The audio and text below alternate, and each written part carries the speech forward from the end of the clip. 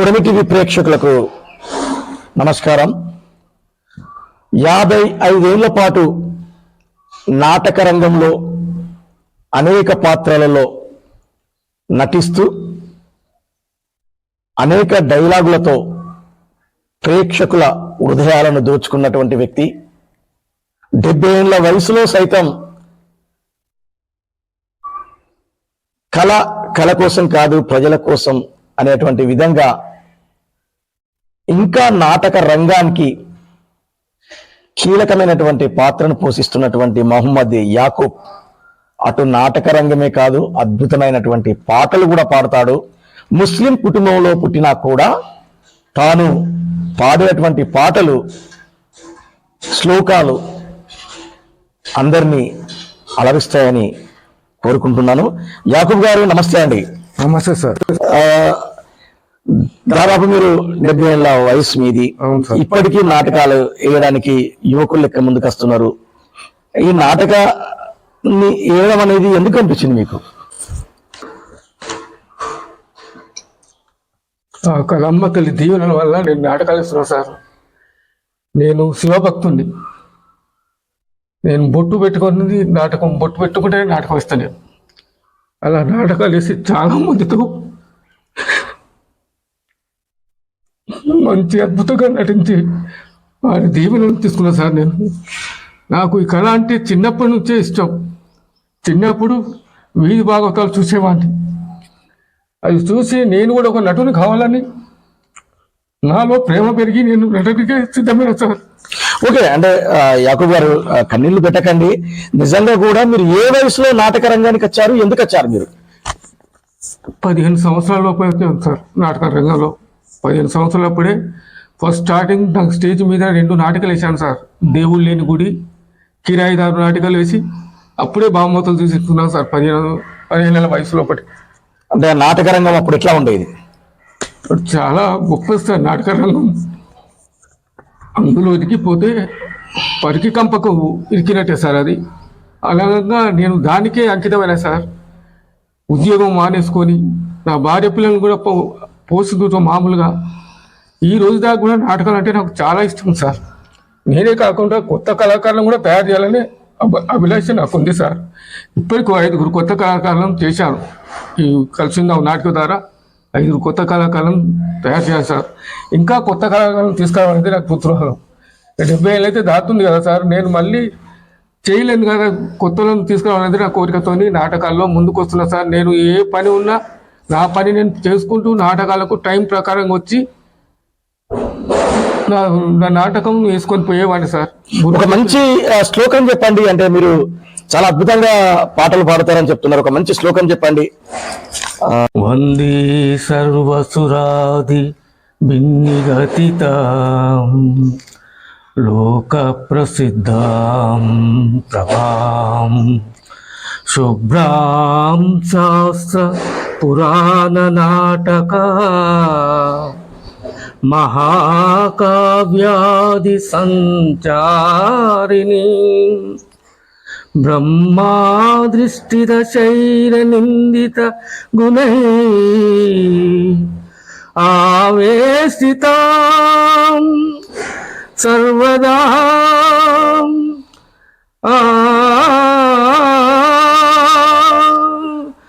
నానాభూషణ భూషితాం నటజనాభీష్టప్రదాం భారతే భారతే. చాలా అద్భుతంగా ఉందండి మీ గొంతు. ఈ పాటలు ఎప్పటి నుండి పాడడం మొదలెట్టారు? చిన్నప్పటి నుంచి స్కూల్లోనే పాడేస్తాను. నేను స్కూల్లో పాడుకుంటూ వచ్చి ఎస్ఎస్సి వరకు మల్టీపర్పస్ చదివిన. అప్పుడు నేను కల్చరల్ సెక్రటరీ కూడా పనిచేశాను సార్. అప్పుడు 1968లో స్కూల్లో హనుమకొండ స్కూల్లో కల్చరల్ సెక్రటరీ పనిచేశాను 10th చదివేటప్పుడు. మీరు ఇంకా అంటే ఉపాధి కోసం ఏం చేసిళ్ళు? ఉపాధి కోసం ఏం చేయలేదు సార్. చిన్న కిరాణం కొట్టు పెట్టుకొని బ్రతుకుతున్నాం. ప్రభుత్వ ఉద్యోగాన్ని కూడా వదిలేసిళ్ళు అంటారు. అవును సార్, ప్రభుత్వ ఏ ఉద్యోగం వచ్చింది మీకు? ఎందుకు వదిలేశారు? అప్పుడు ఈ మాల డ్యామ్ మీద వర్క్ సూపర్వైజర్ జాబ్ వచ్చింది. ఈ ఆర్టిస్ట్లో కూడా వచ్చింది. అయినా నేను వాటికి పోలేదు సార్. ఇక ఒక ఈ కళామతలకి నమ్ముకొని ఇంత కూరగాయలు దుకాణం అమ్ముకుంటూ నేను కళకి అంకితమైన సార్. ఓకే, అసలు అంటే ఈ కళారంగానికి రావడానికి ప్రధానమైనటువంటి కారణం ఏంటి? అంటే ఎందుకు ఈ కళారంగానికి వచ్చారు మీరు? అందులో ఇంట్రెస్ట్ పుట్టింది సార్. అప్పుడు మహాభారతం, రామాయణం అలాంటి కథలు చూసేవాళ్ళం. అయితే మేము కూడా నటులు అయితే బాగుండు అనే దాంతో మేము ఇందులో చేరాం సార్. అట్టే దీన్ని పట్టుకొని మేము ఇప్పటి వరకు పనిచేస్తున్నాం సార్. 55 ఏళ్ళ దాకా చేసినాము. ఇంకా భగవంతుడు మాకు వయసు ఇస్తే మేము ఈ నాటకంలోనే జీవిస్తాం సార్. ఫస్ట్ వేసినటువంటి నాటకం ఏంటి? ఆ నాటకం వేయడానికి కారణం ఏంటి? నాటకం వేయడానికి కారణం ఏంటి సార్, మేము కళాభారతి సంస్థలో ఉంటుంది. ఇప్పుడు మేము సభ్యులం కళాభారతి లోపల. అయితే వాళ్ళు నాటకం తీసుకొని వాళ్ళు సెలెక్షన్ చేస్తేనే మేము నాటకాలు వేసేవాళ్ళం, పెద్దలు సెలెక్షన్ చేస్తేనే. ఆ రకంగా నాకు ఇంట్రెస్ట్ చేయాలని ఉండే. నేను చిన్నపిల్లలైనా నన్ను వాళ్ళు తీసుకున్నారు. మా వయసు చిన్నగా ఉన్నా కూడా, అది 15 ఏళ్ళ వయసు అయినా వాళ్ళు నాటకంలో నాకు పాత్ర ఇచ్చారు. దేవుడు లేని గుడిలో నాకు గణపతి పాత్ర ఇచ్చారు సార్, పని మనిషిగా. ఓకే. తర్వాత ఇంకో నాటికలో కూడా అదే రోజు ఇంకో అబ్బాయి లేకపోతే అయితే కిరాయిదారు నాటికలో కూడా పాలేరు పాత్రే సార్. ఆ రెండు కష్టపడి చేశాను సార్ నేను. ఫస్టే అది నాకు ఆ కళమ్మ తల్లి ఇచ్చిన దీవెనార్చ సార్. అప్పటి నాటకాలకు ఎట్లాంటి ప్రాముఖ్యత ఉండేది? మంచి ప్రాముఖ్యత ఉండేది సార్. మేము నాటకాలు వేయడమే కాదు, కనీసం రిహార్సల్ చేస్తుంటే ఆ జనం గుమ్మి కూడా చూసేది సార్ అప్పుడు. ఇప్పుడు కనీసం కరువైపోయింది సార్. ఈ ప్రభుత్వం విధానమో ఏదో కళాకారులను పట్టించుకోవడం ప్రభుత్వం. కళాకారులకు స్వేచ్ఛ ఇవ్వడం లేదు. ఈ అమ్మాయిల కొరత ఉంది, అమ్మాయిలు ఈ నాటకాలకు రావడం లేదు. అమ్మాయిలు చేయబట్టి మేము చాలా వెనకబడిపోయినాం సార్ నాటకాలకు. లేకపోతే మేము సంవత్సరానికి ఒక 4 ప్రదర్శన చేయాలని ఉండే సార్ మాకు. అలాంటిది ఏది లేకుండా అయిపోతుంది. అయినా మేము ఇక్కడ ఉన్న వాళ్ళతోనే అది ఇది చేసుకొని మేము అమ్మాయిలను తయారు చేసుకొని నాటకం వేసుకుంటాం సార్. అయితే మా చిన్నతనంలో వీధి భాగవతాలు వేసేవారు సార్. వీధి భాగవతాలు పాపం వాళ్ళకు రేకులు ఉన్న వాళ్ళు రేకులు వేసుకునేది, రేకులు లేని వాళ్ళు పరదాలు కట్టుకొని టికెట్ తీసుకొని నాటకాలు వేసేవాళ్ళు సార్. ఆ రోజుల్లో 10 పైసలైనా కూడా దొరకపోయేది సార్. పైసా 2-3 పైసలు తప్ప ఆ రోజుల్లో 10 పైసలు కూడా చూడలేదు సార్ మేము. అలాంటి టైంలో వాళ్ళు నాటకాలు వేస్తే మేము నాటకాలు చూడడానికి, నేను ఒక నాటకం చూడడానికి పోయింది సార్. నా దగ్గర పైసలు లేవు. వాళ్ళ కంఠాలు వింటుంటే బ్రహ్మాండం అనిపిస్తుంది సార్. గంటే బాగతోళ్ళు కంఠాలతో మంచి ఆడ వేషాలు వేసి మగోళ్ళు నాటకాలు వేసేవారు. అయితే చూడగాను కానీ ఏం చేసిందంటే, నా దగ్గర డబ్బులు లేవు. ఆ పద పక్క పోయాను సార్. పద పక్క పోతే అందులో పిచ్చోడు ఉండే, ఈ టికెట్ తీసుకోకుండా లోపలికి వచ్చిన వాడు కొట్టేది. అయితే మా స్నేహితుడు ఒకడు నన్ను దెబ్బలు తినిపించాలని ఇట్లా రారా అంటే నేను పద కిందకి వచ్చినా సార్. నేను చొచ్చినాక వాడిని కొట్టిండు. అట్లనే నాటకాలు డబ్బులు పెట్టి చూసేవాళ్ళు సార్ అప్పుడు. నేను నా సొంతంగా ఆ రోజుల్లో నా సొంతంగా ఖర్చు పెట్టుకొని దేవుడు నీకు దిక్కేవరు నాటిక కళాభారతి ద్వారా ప్రదర్శించిన సార్ ఆ రోజుల్లో. అంటే మొదటగా మీరు వేసినటువంటి నాటకం ఏంటి? మొదటగా నేను వేసింది దేవుడు లేని గుడి, కిరాయిదారు, 2 నాటకాలు తెచ్చాను సార్ ఫస్ట్ సారే. ఒక మంచి పాటను పాడండి. సినిమా పాటలు కూడా పాడతారట కదా, ఒక మంచి పాటను పాడండి. ఎవరికెవరు ఈ లోకంలో ఎవరికి ఎరుక, ఏ దారిటు పోతుందో ఎవరిని అడగక, ఎవరికెవరు ఈ లోకంలో వాన కురిసి కలిసేది వాగులో, వాగు వంక కలిసేది నదిలో, కదిలి కదిలి నదులన్నీ కలిసేది కడలిలో, కాని ఈ కడలి కలిసేది ఎందులో, ఎవరికెవరు ఈ లోకంలో ఎవరికి ఎరుక, ఏ దారిటు పోతుందో ఎవరిని అడగక. ఆ రోజులలో నాటకాల కోసం ఎలా ఉండేది? అంటే నాటకాలు వేస్తున్నప్పుడు ఎట్లా ఉండేది పరిస్థితులు? ఆ రోజుల్లో చాలా ఇబ్బందిగా ఉండేది సార్. నాటకాలు వేయాలన్నా ఇబ్బంది ఉండేది, చూడాలన్నా ఇబ్బంది ఉండేది. వేయాలనుకున్న వాళ్ళకు డబ్బులు దొరకపోయేది, చూడాలనుకున్న వాళ్ళకు టికెట్ పెట్టుకొని చూడాలంటే అట్లా ఇబ్బంది ఉండేది సార్ ఆ రోజు. ఓకే, మీకు మంచి నచ్చినటువంటి డైలాగ్ ఏంటి? నిజమే రామయ్య, ఏ నిమిషానికి ఏం జరుగుతుందో తెలియని జీవితాలు మలాంటి. అలాంటి జీవితాల్లో ఆ దేవుడు ఆడించే పావులం మాత్రమే మనం. వస్తా రామయ్య. ఓకే, మీరు డైరెక్షన్ చేశారా? అవును సార్, ఇదివరకు చేశాను. ఇదివరకు మేము విడిపోక ముందు మేము కొత్తగా కాకతీయ కళాకేతన ఉండే, అప్పుడు ఇంకో కళాకేతన ఉంటే అందులో కారు చీకట్లో కాంతి పుంజం అని దగ్గర 50 ఏళ్ళ కింద ఒక నాటికల్ డైరెక్షన్ చేశాను సార్. ఇప్పుడు మళ్ళీ కలిసి ఉందామా అనే నాటకం తీసుకొని దానికి నేను డైరెక్షన్ చేస్తున్నా సార్. కొత్త కళాకారులను తీసుకొని చేస్తున్నా సార్ ఇప్పుడు. ఓకే, అంటే ఈ మధ్య కాలంలో మీరు నటించినటువంటి పాత్ర ఏంటి? ఏ నాటకాల్లో నటించారు? సార్ ఈ మధ్య కాలంలో కొడుకులు నాటకంలో నేను టీ కొట్టోని పాత్ర చేశాను సార్. హోటల్ పనిచేసేలాగా. మీకేమైనా అవార్డ్స్ వచ్చినాయా? జిల్లా స్థాయి, రాష్ట్ర స్థాయి అవార్డ్స్? అవార్డ్స్ అంటే సార్ మాకు పద్మవ్యూహం నాటకంలో వర్ధన్నపేటలో కూడా మాకు ఉత్తమ హాస్య నటుడి బిరుదు వచ్చింది సార్. ఓకే, జిల్లా స్థాయా? రాష్ట్ర స్థాయి సార్. రాష్ట్ర స్థాయి అవార్డు వచ్చింది. జిల్లా స్థాయిలో దేవుడిని దిక్కవల్లో హన్మకొండలో అక్కడ కూడా ఒక హాస్య నటుని పాత్ర ఓకే వచ్చింది సార్. అట్లాగే మీరు ఏ నాటకాన్ని ఎక్కువ చేశారు సార్? నాటకాలంటే నేను అప్పుడు ఆ రోజులలో ఈ నాటకాలు కాకుండా నాటకాలు 3 గంటలు వచ్చేది సార్. మహానీయులు, శంతవీడు, ఇలాంటి నాటకాల్లో మంచి ఒక నాటకంలో కుంటి పాత్ర చేశారు సార్ మహానీయుల కృష్ణపక్షంలో. అప్పుడు చాలా బాగా అనిపించేది, జనాలు కూడా మంచి చేసింది సార్. ఆ ఒక్క నాటిక లోపల ఆ నాటికలో కుంటిని ఏడ్చుకుంటా చేసింది ఓ టైప్ సార్. మళ్ళీ ఏడవకుండా కూడా చేసి జనాన్ని మెప్పించారు. ఓకే, అలా చేసాం. పద్మవ్యూహం అనే నాటిక తీసుకున్నాం సార్. ఇందులో పద్మవ్యూహం ఒక 50 ప్రదర్శనలు ఇచ్చాం సార్. దానికి మాకు ఎక్కడ పోయినా ప్రైజులు వచ్చాయి, ప్రైజుల మీద ప్రైజులు వచ్చాయి సార్. వర్ధనపేటలో మాత్రం రాష్ట్ర స్థాయి నాటక పోటీలలో 4 ప్రైజులు తీసుకున్నాం సార్. 3 యాక్టర్ల వల్ల చేసింది. 3 యాక్టర్లు మాకు 4 ప్రైజులు వచ్చినాయి సార్. ఉత్తమ ప్రదర్శన, ఉత్తమ నటుడు, ఉత్తమ హాస్య నటుడు, ఇలా 4 ప్రైజులు మాకు వచ్చినాయి సార్. ఓకే, యాకూబ్ గారు, మీరు అంటే మీకు శివుడు ఇష్టం అన్నారు, అంటే ఎందుకని? అంటే మీరు ముస్లిమ్స్, నమాజ్ చేస్తారా రెగ్యులర్ గా? నమాజే సార్.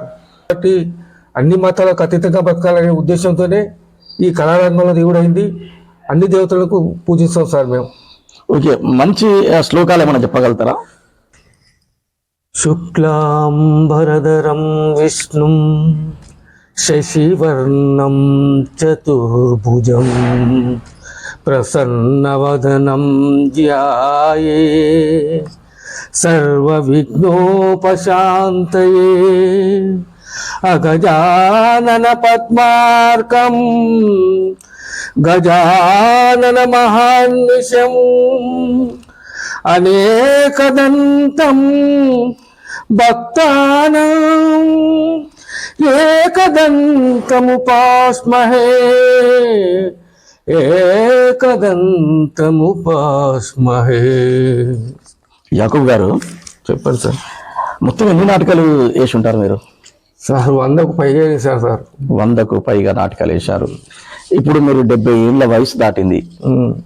ఈ నాటకాలను చూసేటువంటి ప్రేక్షకులు మీకు కనిపిస్తున్నారా? టీవీలు, సినిమాలు, సీరియల్స్ ఇలాంటి ప్రపంచంలో ఇప్పుడు మీకు ఆదరణ ఉందా?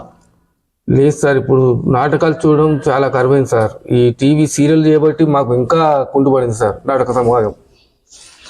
అయితే ప్రభుత్వం ఈ పిల్లల ద్వారా, ఈ చదువుకునే వాళ్ళ ద్వారా నాటకాలు వేయించి జనాలకు ఈ నాటకాలు చూపెడితే చాలా ఆదరణ వస్తుంది. ప్రజలు కూడా చాలా సంతృప్తిగా ఉంటారు సార్. ప్రజలు చెడును చేయొద్దు అనేది నాటకాల ద్వారా వెళ్తారు సార్. ఈ సినిమాలలో వచ్చేటి అంతా డూప్ సార్. అది అప్పటి వరకే చూస్తాడు వాడు. 1000 రూపాయలు 2000 పెట్టి టికెట్ తీసుకొని మళ్ళీ బయటకు వచ్చి ఆ డైలాగ్ మర్చిపోతారు సార్. మేము నాటకం ఎందుకు వేస్తాం అంటే మేము వేసే నాటకాలు ఈ జనాలు ఎందుకు చూస్తాను అనేది కూడా మాకు అర్థమైంది సార్. మేము ఒక నాటకం లోపల నేను ఒక నాటకంలో రేషన్ షాప్ డీలర్గా పనిచేశాను సార్. రేషన్ షాప్గా చేస్తే అందులో ఆ ఒక సగటు మనిషి అనే వాడికి మేము ఆ బియ్యం ఇచ్చిన సార్. లివ్వంటే వాడు ఎమ్మడి పడితే మొత్తం రాళ్ళు కల్పించిన సార్. ఆ రాళ్ళు కల్పిస్తే ఆ రాళ్ళ బియ్యం తిని వాడు పన్నీరు కొట్టుకుంటాడు పాప సగటు మనిషి. అయితే అలాంటి ఈ చేసిన విధానాన్ని ఒక ప్రేక్షకుడు నా ప్రేక్షకుడు నన్ను పదే పదే అది చేసి అలాగనే ఈ డాక్టర్గా చేశాను సార్ నేను. అయితే ఈ పన్నీర్ వాడు డాక్టర్ దగ్గరికి వస్తాడు కదా. ఇది డాక్టర్ దగ్గరికి వస్తే ఆ డాక్టర్ ఏం చేస్తాడు, ఈ గవర్నమెంట్ దానిలో చేయక ప్రైవేట్కు రమ్మంటాడు సార్. అయితే వీడు ఒత్తిడాన్ని ఏం చేస్తాడు, డాక్టర్ కోపంతో ఇంకో పని విడపుతారు సార్. అలాంటి పోతే రాజకీయ నాయకుని పాత్ర చేశాను సార్. రాజకీయ నాయకుల పాత్ర లోపల ఒక డైలాగ్ ఉంది సార్. ఒక అమ్మాయి అయితే మర్చిపోలేదు. వాడు ఒక సగటు మనసును పట్టుకొని ఏం చేస్తాడంటే ఆ డైలాగు, కొండకు వెంట్ర కట్టి లాగాను, నా కొండ నాకొచ్చాక వెంట తెగిపోతేంది అని ఆ డైలాగ్ అమ్మాయి పదే పదే చెప్పేది. అయితే అలాంటి చాలా చేశాం సార్ నాటకాలలో. ఓకే గారు, ఒక మంచి ఇంకేమైనా పాట పాడగలుగుతారా? పాడతా సార్. పాడండి. ఇదిగో దేవుడు చేసిన బొమ్మ, ఇది నిలిచిందేమో 3 రోజులు, బంగాలేమో 10,000. ఇదిగో దేవుడు చేసిన బొమ్మ, నదిలో నావా ఈ బ్రతుకు, దైవం నడుపును తన బసకు.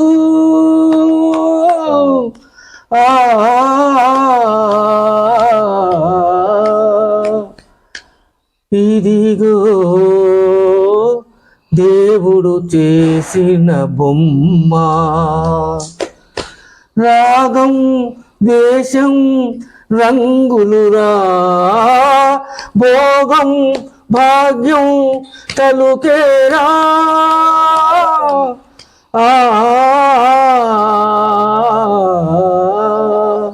కొనికే దీపం తొనికే కాలం, ఎప్పుడొస్తుందో తెలియదురా.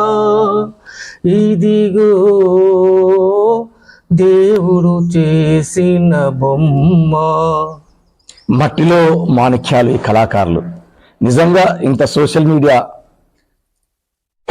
ప్రచారంలో ఉన్నప్పటికీ అనేక మందికి సోషల్ మీడియా వేదికగా నిలిచినప్పటికీ చాలా మంది కళాకారులు ఇంకా సమాజానికి పరిచయం కానటువంటి వాళ్ళన్నారు. తన 70 ఏళ్లకు పైగా జీవితంలో దాదాపు 51 సంవత్సరాలు కళామ తల్లికి సేవలో ఒక నటుడిగా, ఒక గాయకుడిగా సమాజాన్ని చైతన్యవంతపరచడంలో కీలక పాత్ర పోషిస్తున్నటువంటి అనేక మంది కళాకారులలో మహమ్మద్ యాకూబ్ ఒకరు.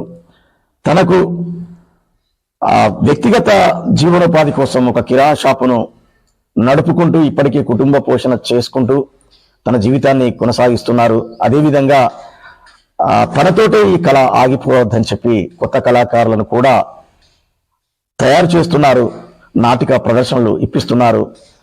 సినిమా రంగం, టీవీ సీరియల్స్, మరోవైపు ఈ సామాజిక మాధ్యమాలు, వీటన్నింటిలో నాటక రంగం ఆచూకీ కనుమరుగవుతున్నటువంటి సమయం లోపల నాటక రంగాన్ని బతికిస్తే సమాజం మరింత చైతన్యవంతం అవుతుందని ఆశిస్తున్నారు. యాకూబ్ గారు, ధన్యవాదాలండి. నమస్తే సార్.